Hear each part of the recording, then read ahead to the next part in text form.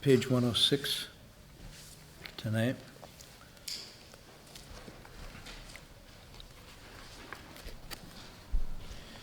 This whole chapter is very rich because he's summarizing much of what came before, distilling it down, and passing it on to his disciples. So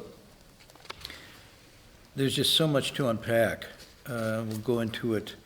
This section here, though, doesn't require much commentary. I suppose you could comment on it at length, but it's more of a it's more interpolated in a sense to the text itself. And we're starting. It says, in the 7th month of the year Renzi, the first year of the Taiji in Yanhe reigns, and bracketed, it's about 712 of the Common Era. The master sent his disciples to, translated Guoansi, the nation's gratitude monastery in Xin province, to construct a stupa. Anybody know what a stupa is? Have you seen a stupa? It's a kind of temple, isn't it? It's generally like a tower structure. It can be in layers of 3, 5, 7, 9. What is it for? Anybody? Huh? Sometimes it's actually a construction for reverence, and relics are put in there of someone who's passed away, who's sagely, saintly, enlightened. And then they become magnets, in a sense, for spiritual journeys, for people to go. Sometimes they circumambulate the stupa, and sometimes they bow around the stupa, and then sometimes you can ascend into the stupa up to the various levels. Anyhow, if you've never had a chance, you should do this sometime. Go visit some stupas. Not so many in the United States, I don't think. But there's a plethora of them in Burma, what I call Burma. It's got a different name now, especially in places like, trying to think of the river site that we went to. Not so much Mandalay, which is the old name for it. Anybody know the stupa, the famous stupa city in Burma? No. It'll come to mind. The rule in there is that there's no dwelling, and generally that can be higher, or building can be higher than in any of the stupas. So the building code is different than most places. They're usually constructed. You got the name? Oh, you were thinking? Yeah, I was just. Oh, yeah. Trying to get the building code. The building code says you can't have any building, commercial or residential, that's higher than the stupas. So when you came, Pagan. When we flew into Pagan, the pilot tipped the plane and it's really funny, circumambulated the stupas, so to speak, in the plane. So it was a Burmese monk, not a monk, it was a Burmese pilot who was a Buddhist.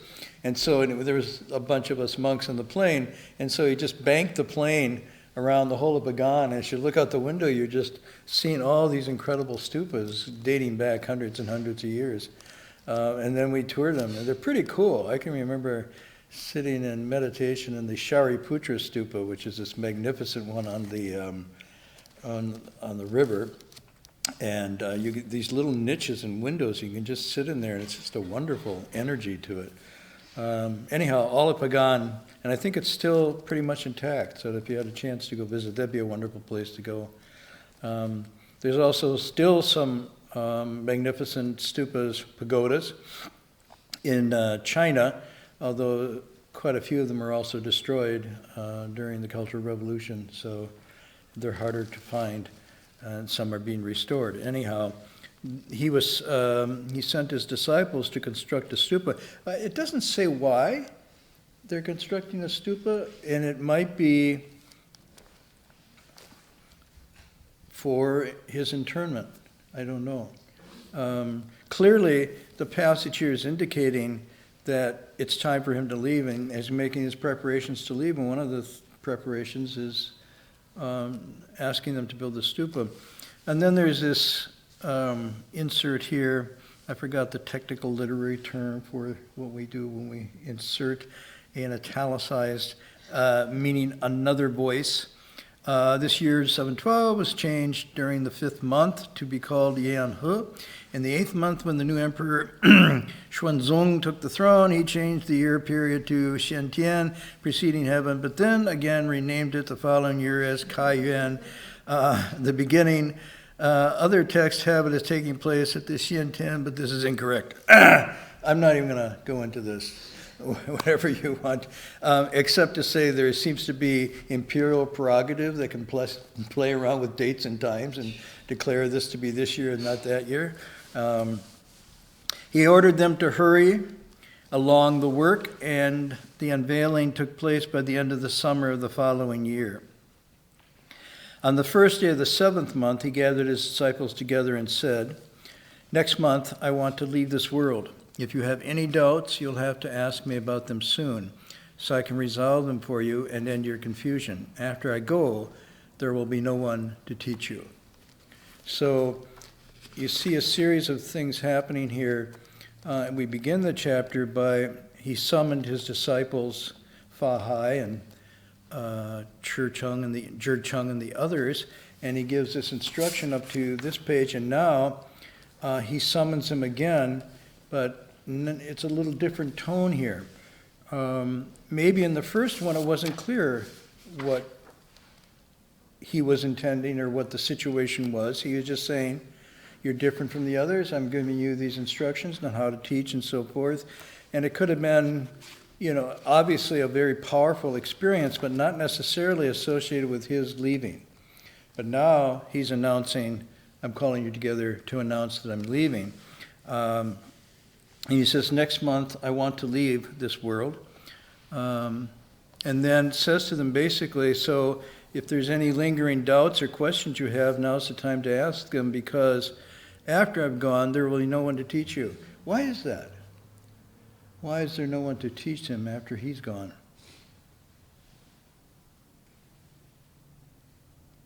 It's an interesting statement. He hasn't passed on the robe.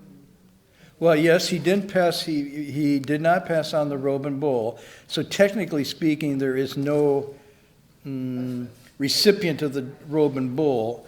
That could be one level of why there's no one to teach you. Anybody else?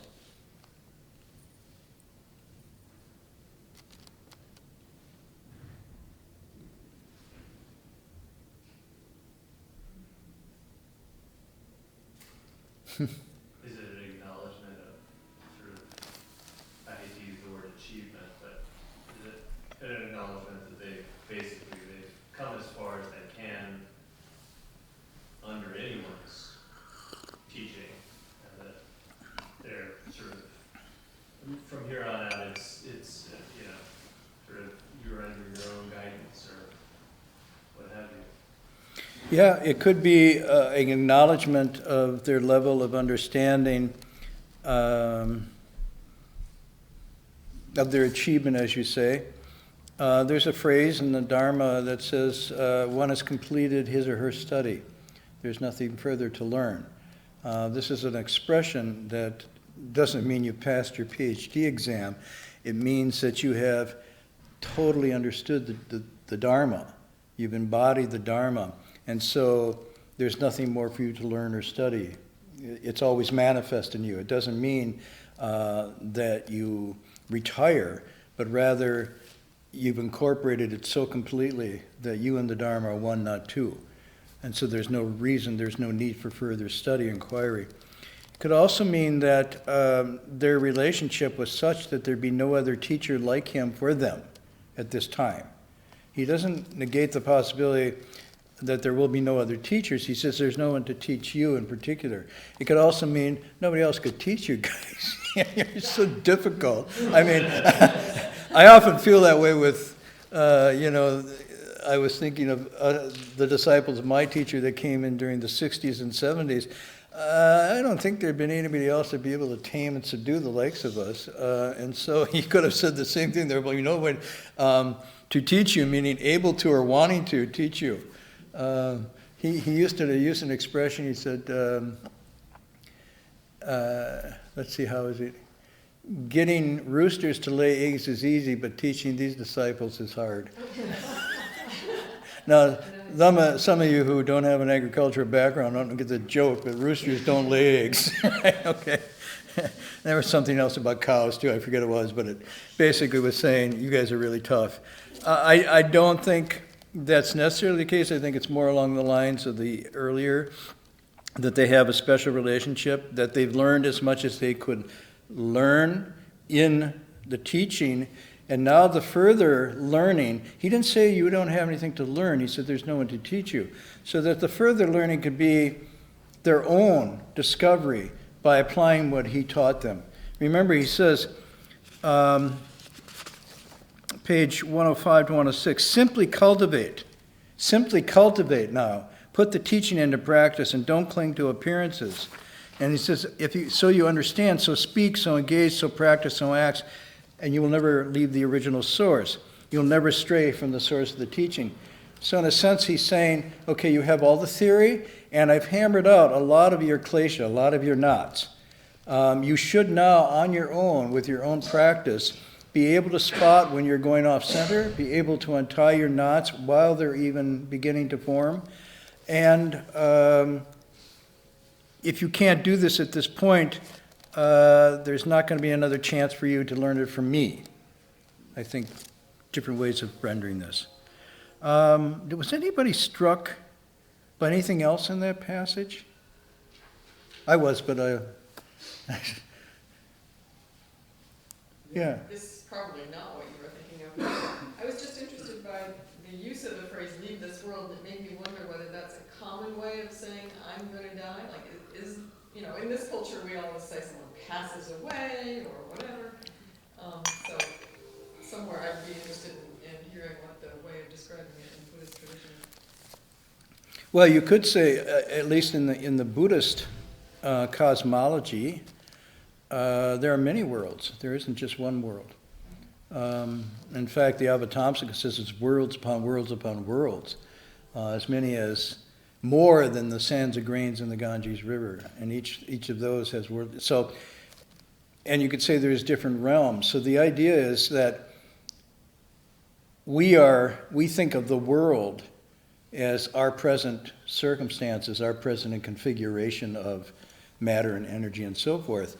But from this larger view, and even I would guess if you look at maybe an astrophysical dimension, that's rather narrow-minded to think that this is it. This is the whole sum of it. I just remember seeing one thing of the first astronauts that went up, and they're doing everything they were supposed to do, and then one of them turned and said, "Oh my God, look at that." And it was the first time they saw the Earth completely encased in darkness, this blue little marble. And fortunately, he took the camera out, which they weren't supposed to use for that. Nobody had intention in NASA to shoot the world. They were supposed to be shooting what they saw out there. And he thought, and they're all stunned, and they shot that. And that turns out to be the most memorable, I think, discovery of their trip, was when they saw for the first time the Earth and realized that, in fact, it was just this floating little marble in a void. And there were hundreds and thousands and millions of other marbles floating in the void, and their perspective changed. And for a couple of them, they said it was a spiritual experience to have that vision. So leaving this world might be just a way of saying, I am leaving this station, this place. Earlier parts of the text, he says, we come and go into a world or leave a world much the same way we come into a motel room. And he actually uses that metaphor. So it's to take away, it's both, he's saying something, okay, it's time, there's a final, but it's not a finality. He's simply saying, I'm changing locations, which is an interesting way of talking about resolving the matter of birth and death. May not be that you're not born and you don't die anymore, but rather you are not limited in location. The Avatamsaka says in the beginning of the preface, coming and going with no border. this sense that Bodhi and Nirvana are a being, if you will, I can hard to find a word, or a state that doesn't have these narrow finalities to them. You were thinking something? Oh, I was just, if you don't mind pretending from looking at the channels. It's interesting, it uses Li Shuzhen, which I don't think, doesn't strike me as a common way of talking about death or passing away. Li literally means to transcend. It's what? Transcend. Transcend. Yeah, it's literally to transcend the world. It's an interesting way of phrasing that. And in a sense, if he can say next month I want to, he seems to be able to have some ability to come and go at, I won't say leisure, but something close to that.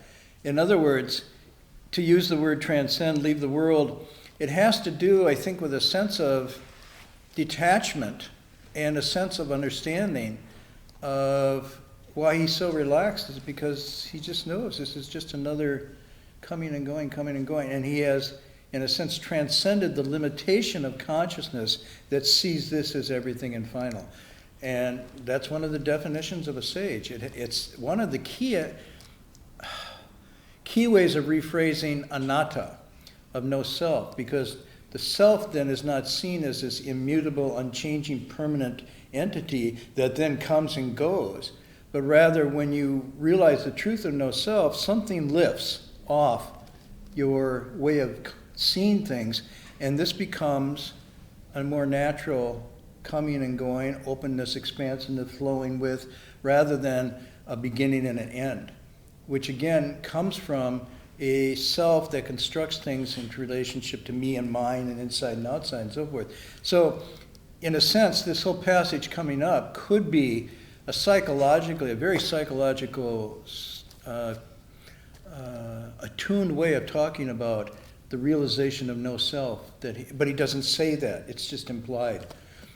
But that was the thing I was thinking of, not so much leaving the world, but the announcement that he was intending to. I mean, could you see that the New York Times, somebody says, in the op-ed section, I intend to leave next month. Instead of I'm gone or somebody passed away, like, what? Anyway, whatever you make of that, it's pretty interesting that he knew that. Okay, somebody else was going to say something? Going once? Going twice? How did he know? How could he know? Yeah, it doesn't bother anyone. Yeah, and he didn't go to a doctor and said, you've got 1 month. Because as romantic as we feel about the past, they were less precise about the coming and going than we are now. I don't know that's my question. How did he know? How did he know that? Well, he says he wants to. Mm-hmm. I think he will. Okay. But it turns out, in fact, he does. But I wouldn't doubt it, but yeah. I mean, he did say he wanted to. he wanted to. I intend to. Which actually struck me as like, oh, he's expressing a desire. It's funny to notice the Chinese is right in between those two meanings. It can also be a marker of future tense. I will. I will. I want to. I will. I intend to. Yeah, those are all the same. And rather than being a desire, it could be, I'm going to yield to my conditions. I intend to yield to my conditions and leave. And I know they're coming and it's time. I don't think it's so much a death wish, going into that, because he makes us wish it happens. But He said it, I didn't. no. Well, I think therein lies the difference. He said it and I didn't either. But who can say that? Now, you could say that because you know you're going to commit suicide or something, but that's not the case here. Yeah. He obviously has, and I'm going to use the word sensitivity to his causes and conditions, physically, emotionally, and whatnot, that he can see exactly that there's so much sand left in this sand thing, and it's going to, given the rate, it's going to go in about a month. And he didn't say I could stay on. It's almost as if he's saying, it's my time to go now. And almost like his business is finished, but he just wants to tie up loose ends with these disciples. And because he's passing this on, he's saying, you guys go out now. No two of you go in the same direction. And I intend to go. And he also might be saying, if I stayed, that would be a mistake. Because you wouldn't then flower, and the next generation wouldn't come forth. You'd be hanging around me, waiting for such and such and such to happen. There's lots going on there. Any more on that, Stacey? What do you think's going on? I think whoever attain high level of awakening or purification can tell when the death is coming, or when the life is ending, when his or her life is ending. You know, sometimes you hear about this lamas who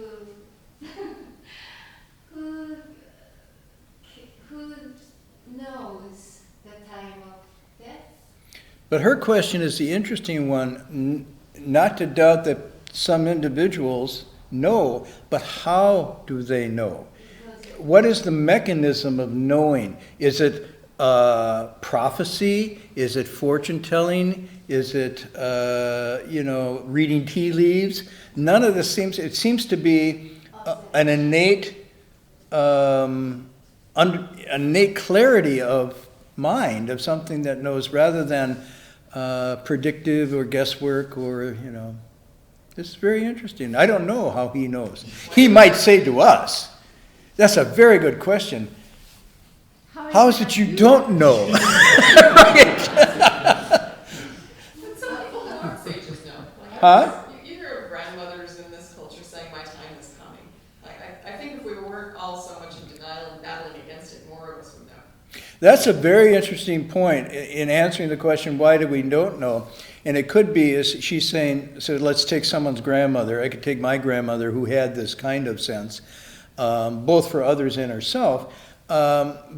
But it may have been because there was less, how should I say it, confusion and projecting about the coming and going. There was a little bit of just letting things take their course more rather than raging against, do not go gently into that dark. Rage against it, Dylan Thomas's poem.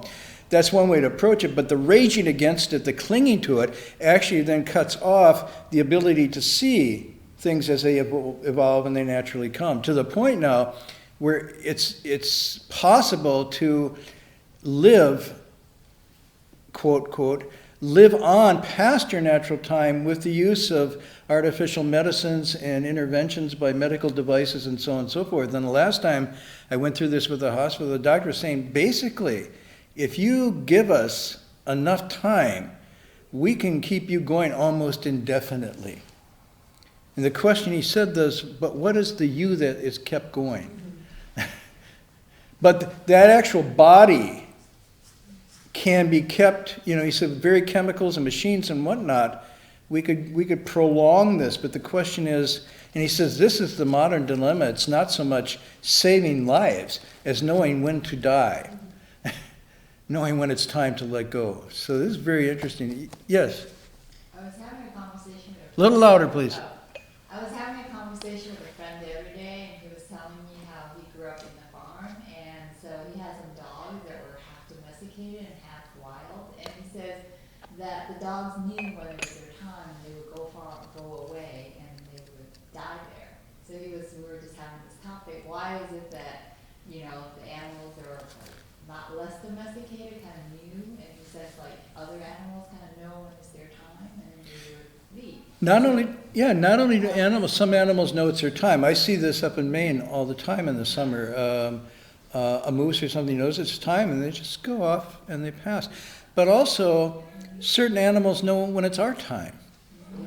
They have that, so that they have, so what is it that they know? It could be, it's not magical or mysterious, it's a continuation or a heightening of our innate sensitivities or sensibilities, olfactory, visual, auditory, and so forth. But again, because we're so much into projecting ourselves out, we're not receptive to the data that it's present to us all the time.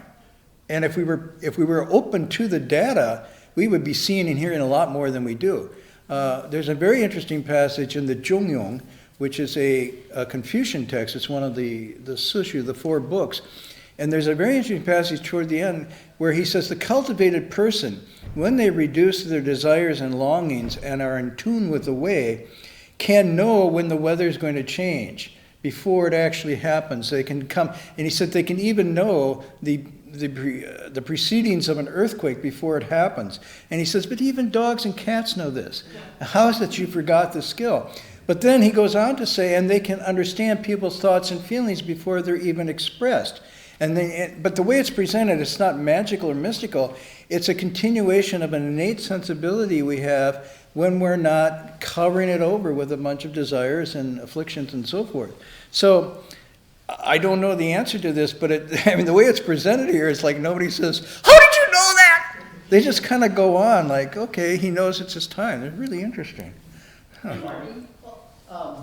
The 5th patriarch said he would leave the world in 3 years. Oh, that's British.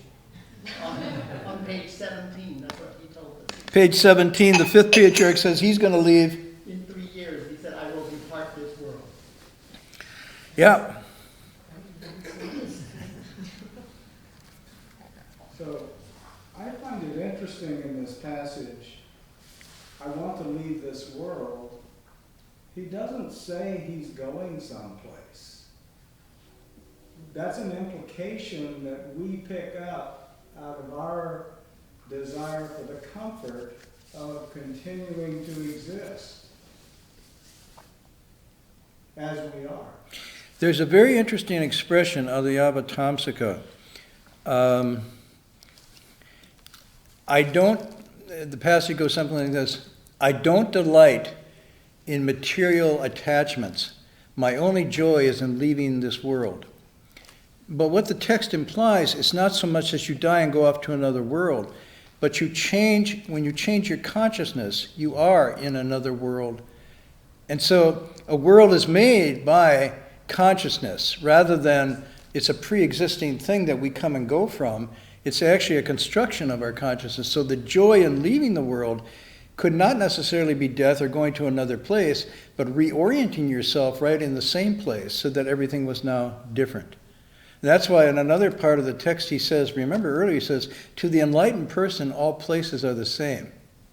There's a very interesting part in his earlier section here. So this is very subtle what's being talked about. You had something too? Yeah, I did. So in India, in some cultures like Hinduism and Jainism, there's several stories where saints, they just decide when they want to leave this world and they will stop eating. It's not called suicide, but it was really common. And the literal translation of, like if you translate from my language, what they would say is, I have taken samadhi. Which means they will often go in a cave, close themselves off, slowly just, sit in meditation and just pass away. So, And I wonder if that's... well, this is interesting because what this has provoked or stimulated tonight is something I wanted to get into, which is coming up in the next passage, is this question of death and dying. Because this is really what's at the heart of it. He starts out by saying, I'm going to leave. And then, well, let's read on because we'll see it does provoke something. Hearing this, Fa Hai and the others wept. Shen Wei alone remained emotionally composed and did not cry. The master said, little Master Shen Wei, only you have gained the equanimity to remain unmoved. Facing good or bad states, blame or praise, sorrow and joy do not stir in you. Not one of the rest of you has attained this. What way have you been cultivating all these years on this mountain? Who are you crying so sadly for now? Are you worried that I don't know where I'm going? I myself know where I'm going. If I didn't know where I was going, I wouldn't have been able to inform you ahead of time. No doubt you're crying because you don't know where I am going. But if you knew where I was going, you wouldn't be crying. The Dharma nature fundamentally has no birth and death, no coming or going. All of you sit down and I will recite a verse for you called the true false movement and stillness verse. Recite this from memory and you will and I will be of one mind. Cultivate it according to it and you will never lose the source of our teachings. So this is his response to this. This is very rich. You all remember who Shun Wei is, right? He's Little Master Shun Wei because he's the youngest. He came in as the precocious, sort of challenging kid. Remember? I don't know what page. It's fun to look back because he's obviously been through some transformations here. Anybody know where the Shun Wei encounter is? Let's see here. I wonder if it's towards the end of a chapter. Maybe it's the Lively Encounters section? 96. 96. Here we have little Shun Wei. He came all the way, did the hard journey. He's very young. And then they go through this repartee. And finally the master whacks him and says, does it hurt or not hurt? It both hurts. And, he goes back and forth. Basically gets scolded for his, what they call Koto-chan, head mouth, talking enlightenment. And then he says, basically, go build a thatch hut and really do the thing because you're just talking out of your hat, so to speak, talking through your hat. This is little Shun Wei. And then after he has an understanding and whatnot, then the master says, I have something with no head or tail, no name or label, no back or front. Do you know what it is? And Shun Wei steps forward and says, it's the source of all Buddhas, my Buddha nature. And the master says, okay, I just told you that it had no name and label. You immediately go call it the source of all Buddhas. And he sends him out again. So this is Shun Wei. And now we have Shun Wei. It's been cultivating for a while. And he's the only one that doesn't cry. So this is a very interesting passage. I mean, there's so much we could say about this. Why doesn't he cry? And why did the others cry? That would be one way to begin the discussion. Why did the others cry? It says they wept. Hearing this, Fahai and the others wept. Well, he just asked them for them to express if they had any doubts. And I'm kind of taking it as he sees that some of them are crying and one of them is not, and this is an expression of the ones who are crying with doubts. It could be they're expressing, or unconsciously they're expressing their doubts. I think we have to take it in sequence. First of all, he says, I'm going. And then he says, after I go, there will be no one to teach you. And hearing this, they weep. So it's in a sequence. They know he's going, but he's hitting home. You will not have me anymore. I will not be available to you. And this severance is at the heart of their grief or whatever they're feeling. We could say it's grief, but I don't know. What do you think it is? Why is it that they're weeping? Is it grief that he's going and they won't have him? He was sort of, Shifu means like father-teacher. So he has this role of both a teacher and a father simultaneously. He's been a support for them. He's been a support for them both materially and emotionally and spiritually, for sure. A sense of loss. Sense of loss. Bit of fear. Huh? A bit of fear even there. Cast loose perhaps. Ultimately, Fear or what? About being adrift without their Fear of being, this is one of the, with relationships comes codependence, if you want. I don't mean to use it psychologically, but there comes a mutual supporting, you are no longer one, you are mutually in support. And so when that one is taken away, then because there's been this leaning, there's a kind of fear of nothing there to hold me up anymore. That part of me, the redefinition of me as us or we, is now diminished. And this is like John Donne's poem. no man is an island, every man's a piece of continent, a part of the main. If a small little clod be washed away, we are less. Europe is less, as well as if it wasn't just a huge estate or just a little clod. Each man's death diminishes me because I'm involved in mankind. Therefore, ask not for whom the bell tolls, it tolls for thee. Now, John Donne, being a poet, is expressing the interdependence of we, that we are not just radical individuals. We are, even if we think we are, you know, we are in relationships, and those relationships define us. And so when part of those relationships shift unalterably with the loss of somebody, part of us is diminished. If my father passes away, I'm no longer a son, because I'm only a son in relationship to my father. If I had children and my children pass away, then I'm no longer a father. If I don't have students, I'm not a teacher. And if students don't have a teacher, they're not students. You know, it's like we're in reciprocal, mutually defining identities. And so, in that sense, they have formed a very tight relationship, a we, and they're very special. This is like the inner family. And now, one key component of that entity, that corpus, is going to be gone. And so there could be that fear of a hole, of an absence.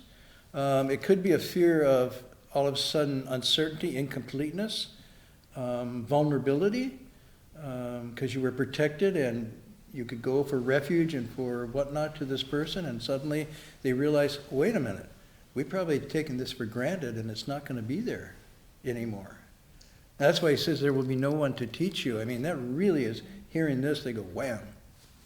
I wonder if they also feel that, like you said, or now that he's going, there's no one to teach them, that they maybe have some regret that they didn't study hard enough, and now the chances so shit, there's only like a month left, you know? Well, There's probably sad the fact that they're not gonna be, you know, get to. Right. Liberation, so like. But he completely calms them on that thing. He says, no, don't worry, you've all done a really good job. You haven't wasted your time in the mountain here, have you? I mean, your point being, he just drives it home. So in case you're wondering whether you wasted your time, I think you have, because you're all crying and little Shunwei's not. And it's sort of like, what have you done doing cultivating all these years on this mountain? Whoa, it's like, he gives no ground here. It's sort of like, oh, that's okay, you know, you're all crying, don't cry. He's saying you're stupid. You've wasted all these years and now you're crying. What does that show? But whether it's a sense of loss or sense of fear, it's all, they're all forms of attachment. All forms of it. Forms of attachment. They're all attached to him, and it's not, or attached to their perception of what, you know, they're attached to their belief in who he is and what he means to them, and only Shenwei views him with equanimity. In other words, with some separation and some perspective.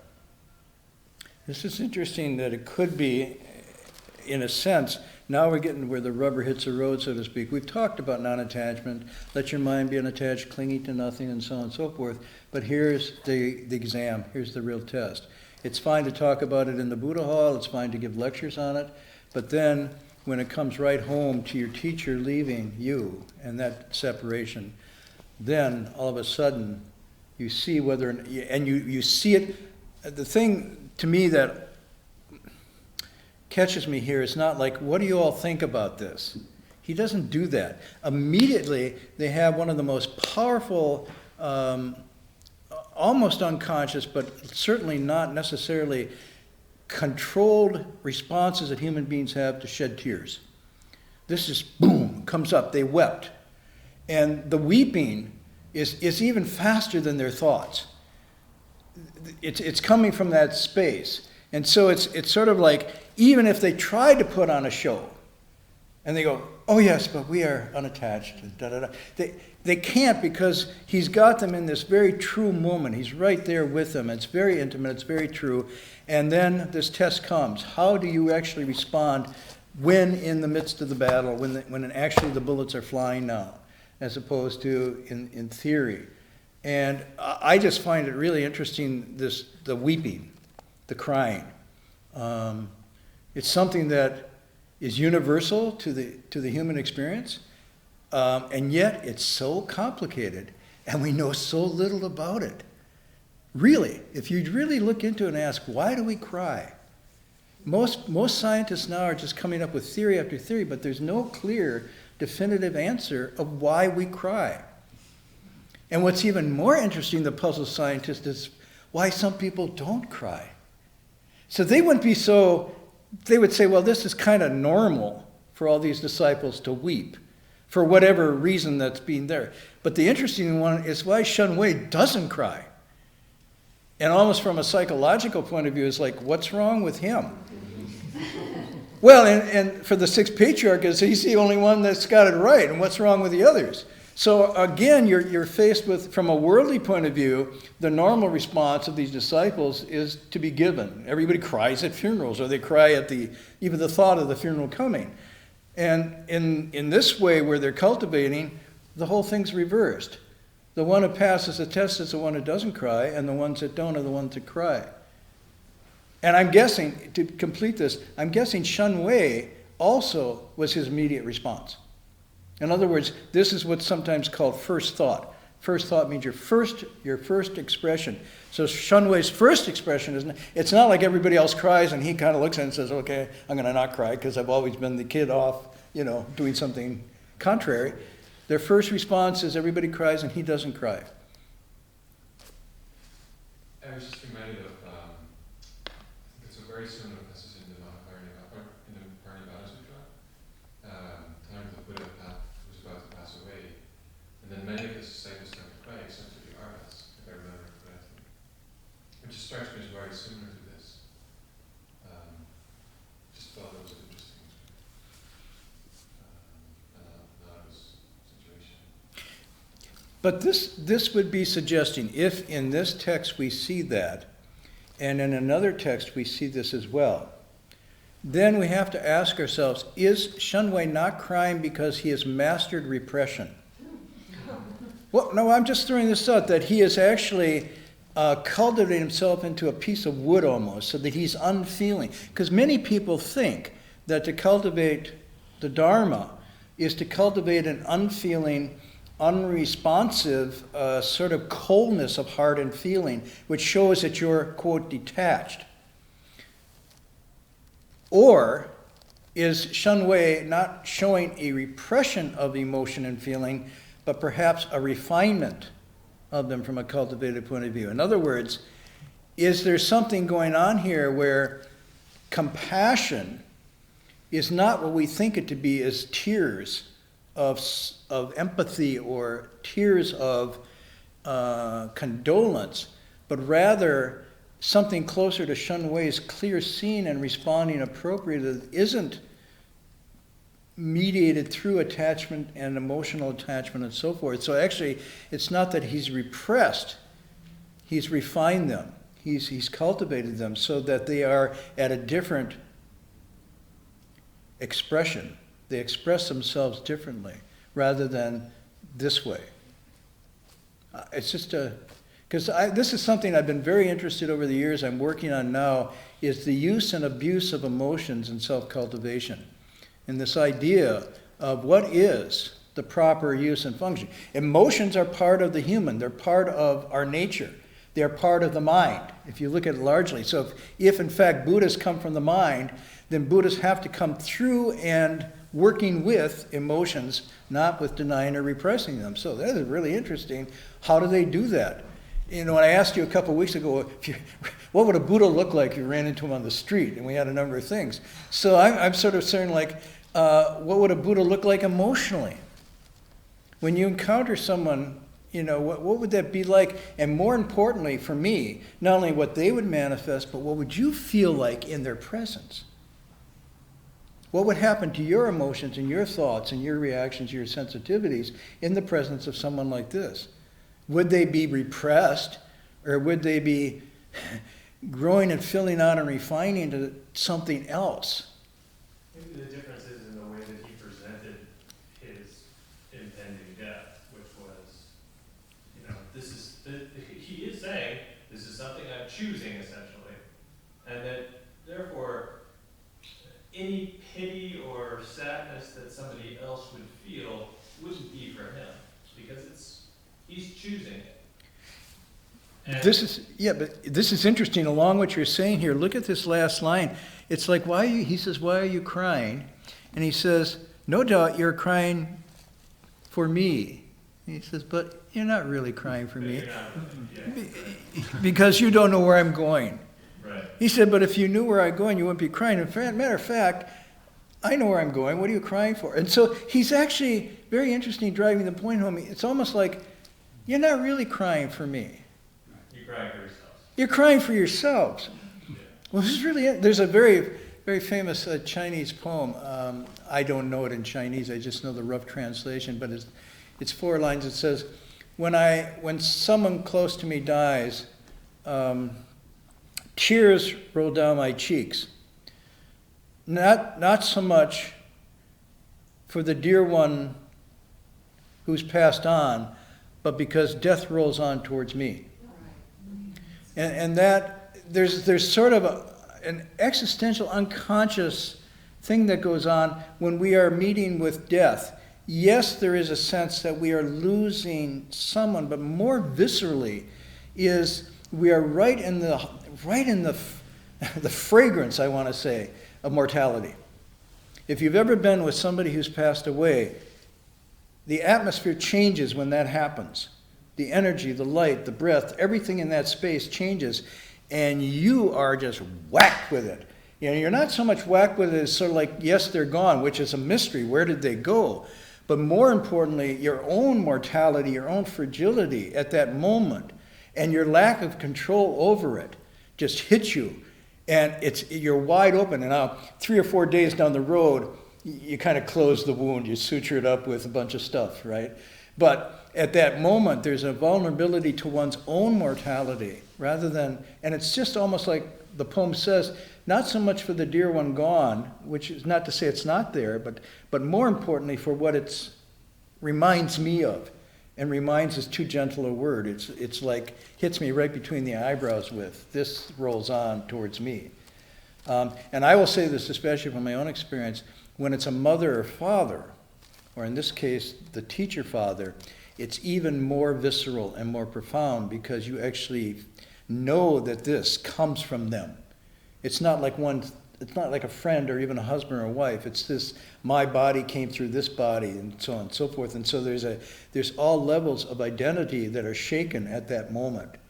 And so in a sense, he begins and ends with his teaching. Remember it says, birth and death are the great matter when the verses start. All of you attend to this. And now as his departure, he's using his passing as the ultimate test and teaching for them, to bring them back into this moment of why did you ever start on this path? Because that issue, the issue of why we come into being and where we go and pass away to, is like the one great matter. And so right there, we're getting into it. I'm going to stop tonight. There's so much more I want to do. I want to share with you more on crying.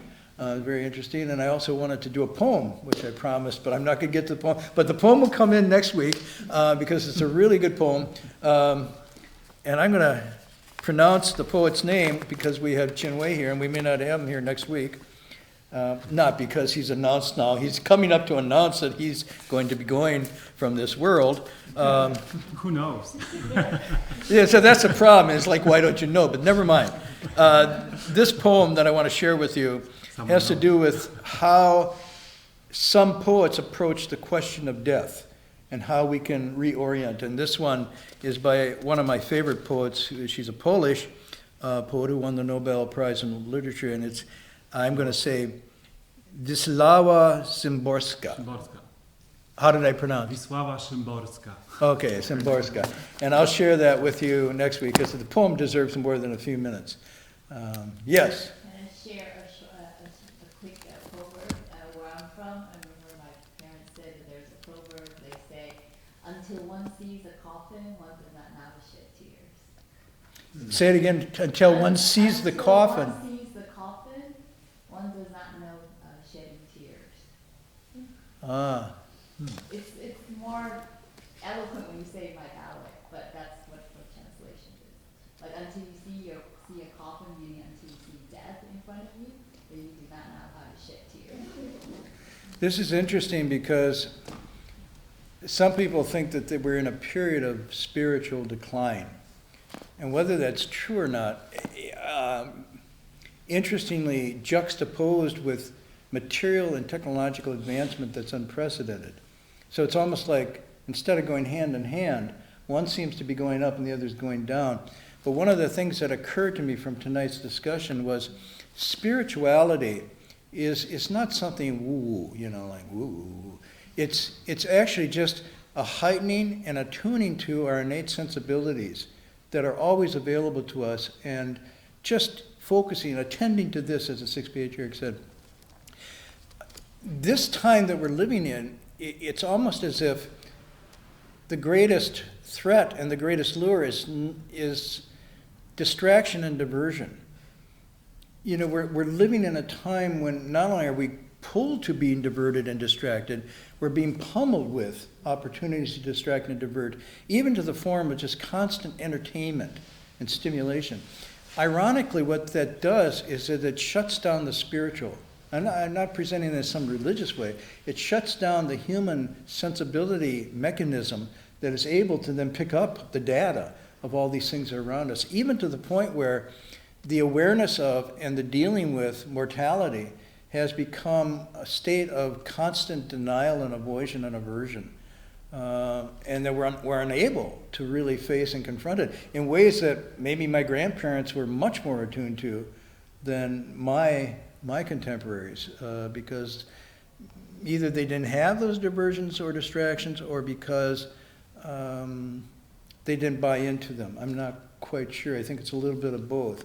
But it's something to consider, that what then meditation is about is not a withdrawal from a reality, but a heightening of our sensitivity to what's already present and there, and a kind of stepping away from diversion and distraction and tapping into our deeper potential for attention. So just the last, next week though, we get to do the poem, and I'll say more. Did you have some announcements?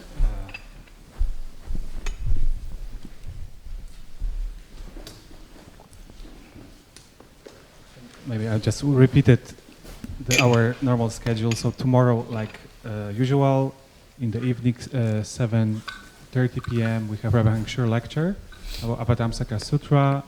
Every day, twice a day, we have meditation here in the Buddha Hall, 6:15 in the morning and 5:15 in afternoon. And more information, berkeleymonastery.org, on our website, you can find it. And there's a Guanyin recitation session starting this Sunday at the City of 10,000 Buddhas. So some of us will be going up tomorrow. We're going to have a little workshop tomorrow afternoon, kind of going into the methods and the modes of doing a Guanyin session, and then it starts officially on Sunday morning. So some of you may be going. If you don't make this one, try another one before it's time to go. Okay. Let's do the transference.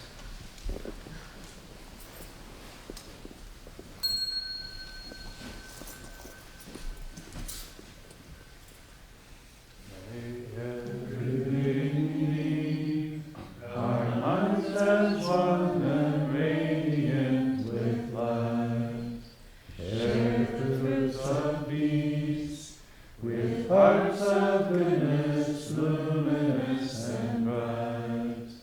If people hear and see how hands and hearts can find in giving unity, may our minds awake to great compassion, wisdom, and to joy. May kindness find